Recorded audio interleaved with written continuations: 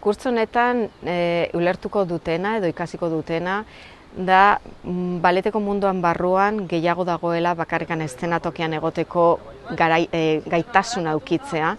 Eta batez ere ni nire karrera guztian, 33 urte damazkit eszenatokian, nolako lan egin dut nire buruarekin, nola nire bidea bideratu dut eszenatokian mantentzeko, eta baita ere gero eta gehiago ikasteko eta gero eta urrutirago joateko, eta hori egiten da zure buruarekin, inteligentziarekin eta ez bakarrikan zure gorputzarekin. Eta hori nahi dut jendearekin pixka bat jendeari banatu ideia hauek eta agian niri buruz ez dakiten zerbait eskaintzeko.